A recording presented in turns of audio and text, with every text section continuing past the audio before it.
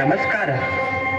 ಮಣಿಕಂಠ, ಈ ಕ್ಷಣವೇ ನೀನು ದೇವಲೋಕಕ್ಕೆ ದಯಮಾಡಿಸಬೇಕು. ಏಕೆ? ಎಲ್ಲವನ್ನೂ ತಿಳಿದಿರುವ ಮಹಾಜ್ಞಾನಿ ನೀನು. ಆ ರಾಕ್ಷಸಿ ಮಹಿಷಿ ದೇವಲೋಕಕ್ಕೆ ನುಗ್ಗಿ ಅಮೃತಕ್ಕಾಗಿ ದೇವೇಂದ್ರನನ್ನು ನಾನಾ ರೀತಿ ಹಿಂಸಿಸುತ್ತಿದ್ದಾಳೆ. ನೀನು ಯಾವ ಕಾರಣಕ್ಕಾಗಿ ಜನ್ಮವೆತ್ತಿರುವೆಯೋ ಅದನ್ನು ಪೂರೈಸುವ ಸಮಯ ಬಂದಾಯಿತು. ಆ ಮಹಿಷಿಯನ್ನು ಸಂಹರಿಸಿ ಈ ಮಹತ್ತರವಾದ ಲೋಕ ಕಲ್ಯಾಣ ಕಾರ್ಯವನ್ನು ಪೂರ್ಣಗೊಳಿಸು. ದೇವತೆಗಳಿಗುಂಟಾಗಿರುವ ರಾಕ್ಷಸ ಭೀತಿಯನ್ನು ತಪ್ಪಿಸ. ನಾರಾಯಣ.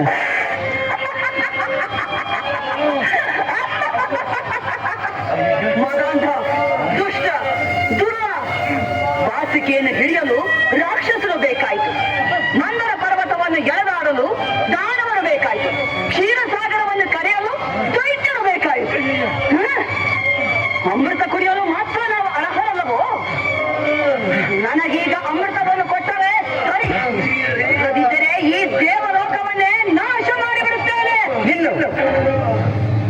ಮೊದಲು ನಿನ್ನ ಪ್ರಾಣವನ್ನು ಉಳಿಸಿಕೊ, ಆನಂತರ ದೇವಲೋಕದ ಮಾತನಾಡು. ಯಾರದು ಮರೆಯಲ್ಲಿ ನಿಂತು ಈ ಮಹಿಷಿಯ ಪ್ರಾಣದ ವಿಷಯ ಮಾತನಾಡುತ್ತಿರುವುದು? ಧೈರ್ಯವಿದ್ದರೆ ಎದುರಿಗೆ ಬಾ.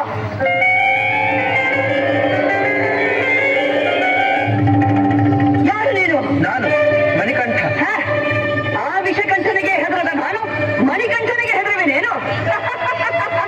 ನೀನೇನೋ ಬಾಲಕ, ಈ ಮಹಿಷಿಯನ್ನು ಕೆರಳಿಸಬೇಡ, ಹೊರಟು ಹೋಗು. ಷಣ್ಮುಖನು ಬಾಲಕನಾಗಿದ್ದಾಗಲೇ ತಾರಕಾಸುರನನ್ನು ಎದುರಿಸಿದ್ದು, ಸಂಹರಿಸಿದ್ದು. ಅವನು ಹುಟ್ಟಿದ್ದೇ ತಾರಕನಿಗಾಗಿ. ನಾನು ಹುಟ್ಟಿದ್ದೆ ನಿನಗಾಗಿ, ನಿನ್ನ ಸಂಹಾರಕ್ಕಾಗಿ. ಎಲ್ಲ ಕೊನೆ ನೀನು ನನ್ನನ್ನು ಸಂಹರಿಸಿದೀಯಾ? ಇದು ನೋಡು.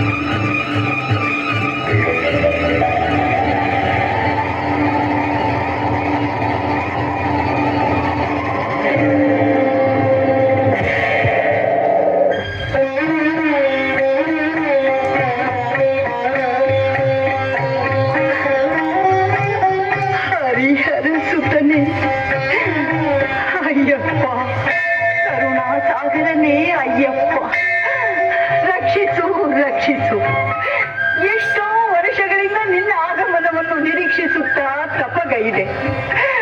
ಲೋಕೋದ್ಧಾರಕ್ಕಾಗಿ ಧರೆಗೆ ಬಂದ ಧರ್ಮ ಪ್ರಭುವೆ, ನನ್ನನ್ನು ಉದ್ಧರಿಸು. ಶಬರಿ, ನಿನ್ನ ಇಷ್ಟ ಸಿದ್ಧಿಸಲಿ. ನೀನು ತಪಸ್ಸು ಮಾಡಿದ ಈ ಸ್ಥಳ ಇಂದಿನಿಂದ ಶಬರಿಮಲೆ ಎಂದೇ ಪ್ರಸಿದ್ಧಿಯಾಗುವುದು. ಅಷ್ಟು ಸಾಲದು ತಂದೆ. ನೀನು ಅನವರತ ಈ ಗಿರಿಯಲ್ಲಿಯೇ ನೆಲೆಸಬೇಕು. ಶರಣು ಎಂದು ಬಂದವರ ಕಷ್ಟಗಳನ್ನು ನಿವಾರಿಸಿ ನೆಮ್ಮದಿ ಕೊಡಬೇಕು ತಂದೆ. ಆಗಲಿ, ನಿನ್ನಿಷ್ಟದಂತೆ ಆಗಲಿ. ನೀನು 18 ಬಾರಿ ಪ್ರದಕ್ಷಿಣೆ ಮಾಡಿ ನಮಸ್ಕರಿಸಿ ಬೇಡಿದ ಬೇಡಿಕೆಯಂತೆ ನಾನು ಇನ್ನು ಮುಂದೆ ಈ ಶಬರಿಮಲೆಯಲ್ಲೇ ನೆಲೆಸುವೆನು.